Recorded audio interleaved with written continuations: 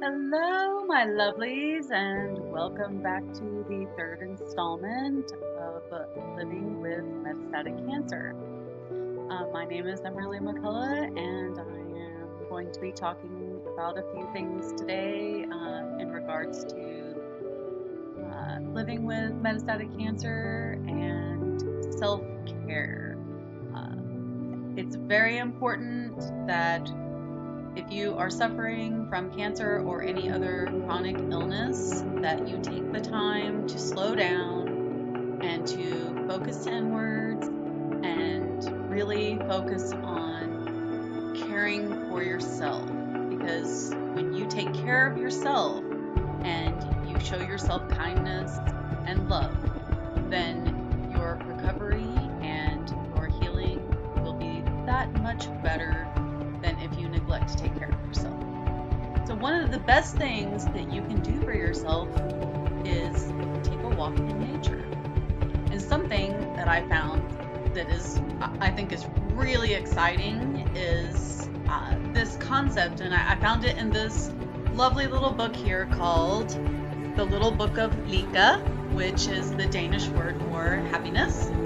And it talks about this concept called shinrin-yoku. So shinrin-yoku literally translates to forest bathing, or taking in the atmosphere of the forest, and refers to soaking up the sights, smells, and sounds of a natural setting to promote physiological and psychological health. The term was first coined in 1982, but today millions of Japanese walk along 48 forest therapy trails to get their dose of what I guess could be labeled outdorphins. Fans of Shinrin-yoku explain that it differs from hiking because it is about taking everything in and stimulating all of our senses, and because it focuses on the therapeutic aspects. Professor King Lee at the Health Nippon Medical School in Tokyo has studied the effect of Shinrin-yoku and found that the practice reduces the levels of cortisol in the blood and boosts the immune system. But forest bathing may not be good only for our physical health. Researchers from the University of Essex have explored how being active in a natural setting affects our mood. Looking at 10 different UK studies involving more than 1,200 people, the researchers found that taking part in activities like country walks, sailing, and gardening had a positive effect on the mood and self-esteem of the participants. Overall, evidence is building that time spent in the natural world benefits human health. So, now that we know about Shinrin-yoku, it is amazing what just going into the forest can do for you. It has all kinds of benefits. And luckily here where I live in Oslo, we have lots of green spaces and lots of trees and forest areas to walk through.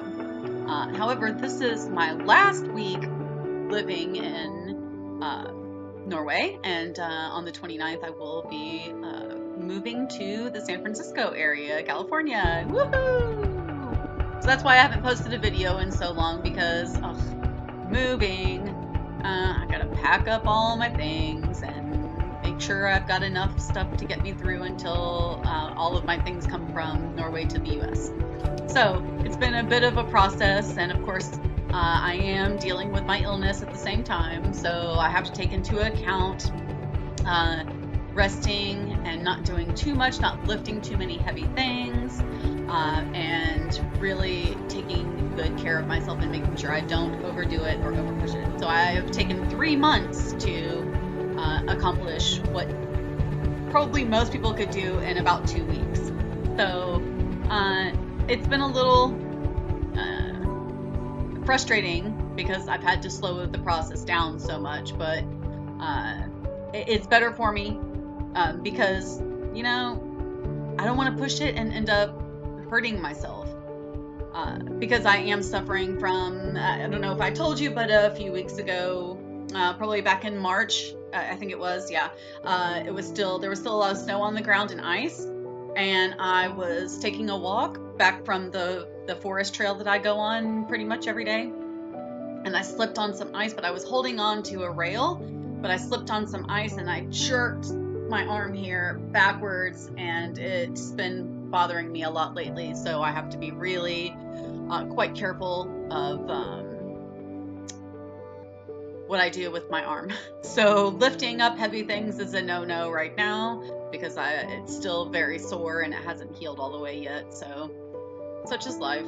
But I wanted to really talk to you today about self-care and how important I know that self-care is.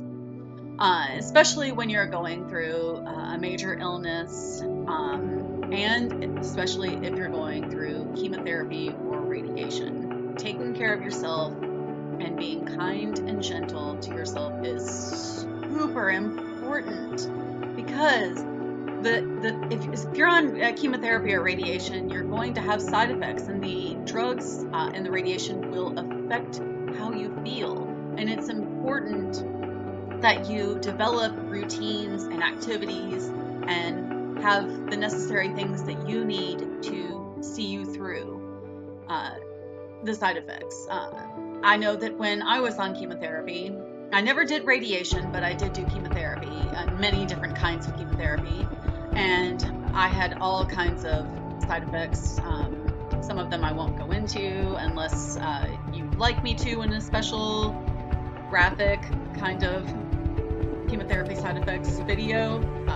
If anybody wants to know about the real life side effects, I will be happy to do a video about that, because I'm not very shy. So if you want to hear about that, just let me know. Send me a message here on YouTube, or you can always email me at contact@naturalwholelife.com. So anyway, so some of the things that I do to make sure that I take good care of myself is I try to every morning, I have rituals that I do every single day. So some of my favorite things to do, when I wake up in the morning, after I utilize the restroom, I always drink a big glass of water with lemon. So that's one of the first things that I do. And then I brew my pot of green tea that I'm going to have for the day.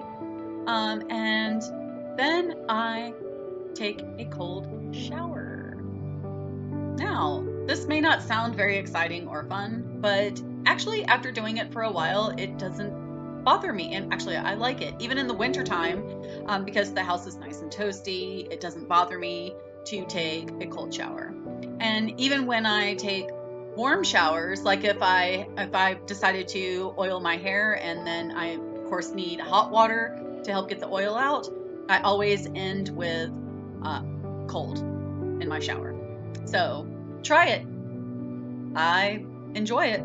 And when I get back to the States, because here in Norway, most apartments and houses don't have bathtubs, but my new house in California has a bathtub.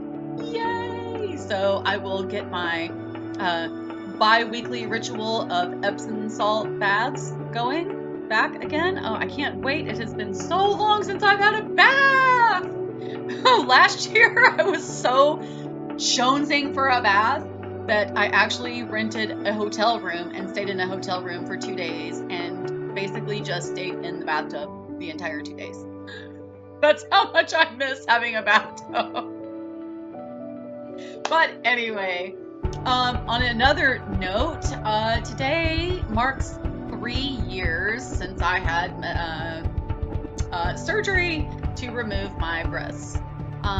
And as you can see, I'm going flat. I've had some issues. I have skin cancer here that has erupted and did 2 years ago, erupted on the line of my scar. So wearing bras with the prosthetics in them doesn't give, it causes it to fester and kind of, it gets really gross and pusses up and bleeds and is nasty. So I haven't been wearing my bras and prosthetics the last few weeks to give it some air to breathe. And I've also been putting some new oil on it, on the skin cancer part. This is another part of my kind of self-care routine. But I've been putting myrrh oil on, and when I get to the States, I will get some frankincense essential oils and mix the myrrh and the frankincense to put on my skin cancer, as I have read some studies that show that frankincense and myrrh are the top two essential oils for skin cancer. All right, so let's get back to my routines and self-care. And so after the cold shower, then I do yoga, and then I do meditation. And yoga and meditation in the morning are very important parts of my day, because it helps to set my day up.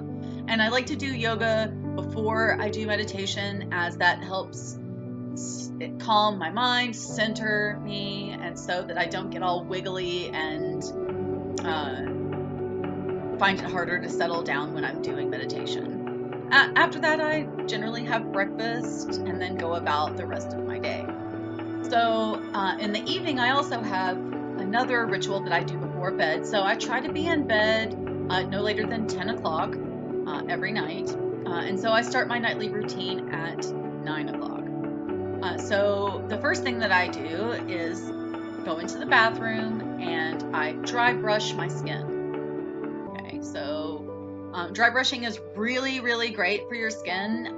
It stimulates the lymph system, which gets all the cleaning part of your body going, because as many of you may know or may not know, I'm not sure, the lymphatic system doesn't have a pump.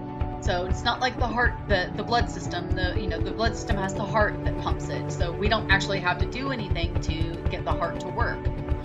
But the lymphatic system doesn't have a pump, and so there are a few ways to get it going, and dry brushing is one of those ways.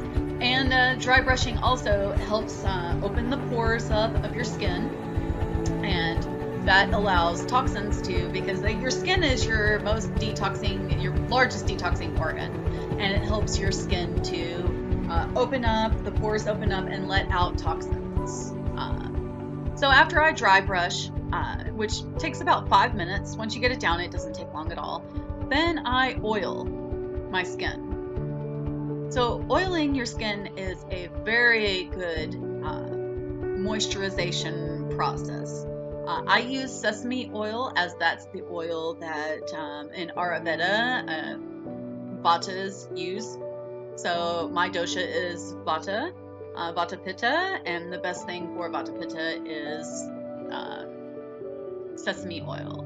I'm not sure about the other ones. I believe that Kapha is olive oil, and Pitta is coconut oil, I believe, because coconut oil is cooling. I do use coconut oil to remove makeup, so it's a really great makeup remover, really great, and really healthy, by the way, and doesn't hardly cost anything. So then I oil up my skin and I leave it on for 20 minutes. During that time, I usually do a little meditation or chanting or something like that to get me into the nighttime, kind of settling my mind and getting ready to go into dreamland. So after 20 minutes, then I take a warm shower, because it's important that you take a cold shower in the morning to help wake you up and stimulate your body. And then in the evening, it's important to take a warm shower to help get your body heated up, so then you will fall asleep easier, because then it takes the process of cooling it down and will help you fall asleep easier and stay asleep.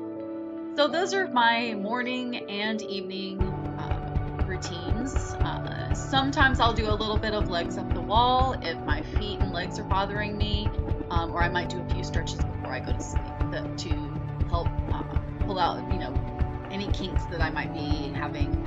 So then I go to sleep, and then I wake up in the morning about 6 or 7 hours later, depending, and I start the process all over. But the other really great thing that you can do for self-care is exercise. And I find that high-intensity exercise is too hard for me. It's just too difficult. I can jog I can walk, I can go hiking. I love dancing, so I do go dancing. I try to go dancing at least once a month. But the really high intensity training, it's just too difficult for me. And so I tend to stay away from that. After being on Herceptin for so long, my heart isn't as strong as it used to be. And even though I've been off of chemotherapy and Herceptin now for 6 months, I still find that I have some trouble with my heart. And of course, I have cancer in the pleura that surround my lungs, and so sometimes that affects how I feel doing really high intensity exercises too. So I stick with low intensity. Even when I'm doing cardio, I try to I jog for a few minutes, then I walk. Then I jog for a few minutes, then I walk. I still cannot get to full-on running for longer than 30 seconds, so I'm still having trouble with that. But make sure that you listen to your body and take it easy. Build up your strength. You know, it's been 6 months since I've had chemotherapy, and I'm slowly getting back to feeling stronger, feeling better. These days I've been feeling a lot better than I have. I've been sleeping better since I got off all this. I got off all the sleeping pills about 5 months ago. All the drugs and all the sleeping pills, and I have, outside of a few days, because I will say that we've had a heat wave here in Norway for the last week or so, and during the summer, I love sweet tea. Ooh, I just love sweet tea. I'm Southern, I'm from Georgia and Florida, and I love sweet tea in the summertime. But I drank sweet tea for 4 days and then realized, maybe that's why I'm not sleeping so good. Too much caffeine. So I had to cut out the sweet tea. Can't drink any after 12. So otherwise it affects my sleeping. But also I'm running into a problem here where I am leaving Norway in a week, and I'm going to be going to a new time zone that is 9 hours behind. So what's funny is when I'm getting up in the morning here in Norway is the time I'll be going to sleep in California. So this should be interesting. My whole world is gonna go whoop and turn upside down, or actually this way. It's gonna go backwards. So, but I'm really looking forward to it. I've never been to California, so it's really exciting, and I can't wait to see the Golden Gate Bridge. I cannot wait to go hiking, and there's so much I want to do, and I'm so excited. And videos from here on out will be hopefully a little bit more upbeat and a little happier, and I will have some really exciting news to share with you, some research that I've been doing. I just wanted to give a little update on where I'm at, and video making might be a little sketchy in the next couple of weeks as I'm moving and setting up a new house and doing all those fun moving things. All right, so let me know if you have any questions, anything you'd like me to talk about, anything that you'd like to know more information about, and please share the video. You know, I'm sure that there are other people out there that are suffering, and I just want everyone who is dealing with a chronic illness to know that you can be happy and live with a chronic disease. I'm living proof. 2 years since I got diagnosed with stage 4 cancer. 4 years since I was diagnosed with stage 3 cancer. I'm still here and I feel great. So more on self-care, more ideas. If you have any ideas, or share with me what you do. What is your self-care routine? Please let me know. Okay?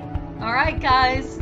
Thanks for tuning in, and know that you are not alone, that I love you, that so many people out there love you, and please don't ever feel alone. Always, you can drop me a line at contact@naturalwholelife.com, and I look forward to talking to you. Much love, my darlings. Namaste.